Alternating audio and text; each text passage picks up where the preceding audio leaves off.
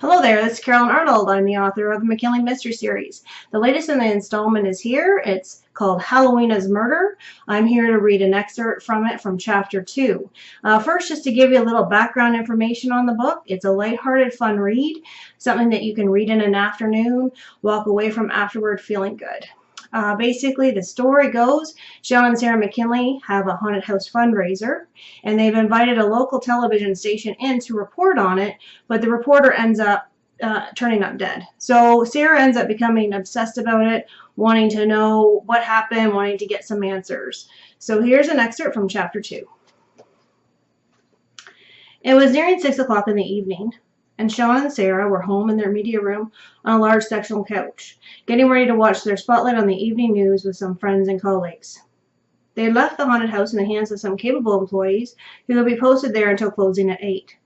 Jimmy Voigt, their former sergeant when they worked for the Albany PD, also worked for them at the PI firm. He was on the couch next to his girlfriend Meredith for the viewing. Sarah had told Sean more than once it was a match made in heaven. He was pretty sure he'd rolled his eyes every time. Not because he didn't believe in love. He was married to a soulmate, but he just found it hard to picture his former boss whispering sweet nothings to a lady love. Helen was seated on the other end of the sectional, and Mia on the floor at her feet, still dressed up as a princess. She was a really good kid, as far as kids went anyway.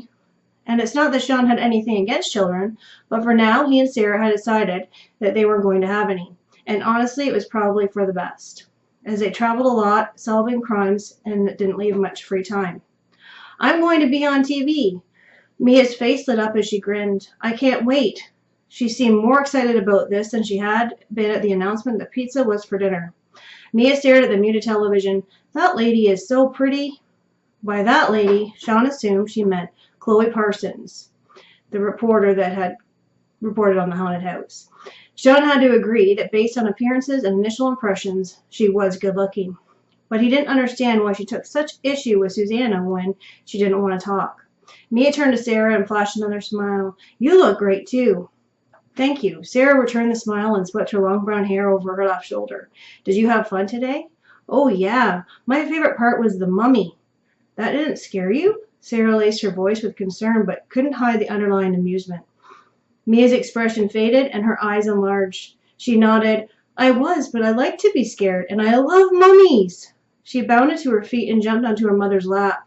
Helen let out a whoosh of air but quickly recovered. It's the other kind of mummy, though, sweetheart. Helen ran a hand over her daughter's silky hair. Oh, it's almost time, Meredith said, obviously getting swept up in Mia's enthusiasm. Sean looked at the digital clock on the cable box. 5:59. It's on, Jimmy said, sitting up straighter. Sean turned up the sound and sank back into the couch, putting an arm around his wife. Mia wriggled on her mother's lap. Come on, honey, back on the floor. Helen's voice strained with the desperation of her plea. Sean smiled, not because of the woman's discomfort, but because he loved seeing how excited Mia was. My costume was the best. They have to show me. The little girl's eyes were wide and fixed on the screen.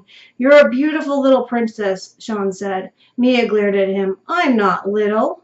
She held up both hands, fingers splaying as she counted them off. I'm 6. My apologies, he said with a slight bow of his head. Sarah laced her fingers with his, and he met her gaze, which said, You aren't the best with kids. Message received. Shh, this came from Jimmy, and when Sean turned to look at him, he shrugged. You want to hear it, don't you? Sean increased the volume a bit more. We have some somber news this evening. A chick reporter announced from the news desk. Based on the set of her mouth and the sad look in her eyes, she wasn't reading from a script. Your source has just received word that one of our own has died. Sarah tapped her fingers on the back of his, leaned in and whispered, I have a bad feeling about this. He didn't look over at her, but his wife had this way of sensing things. He wouldn't label her clairvoyant, but she certainly had strong intuition. Tonight we say goodbye to... The reporter, while she kept her tone modulated, was clearly battling with her emotions.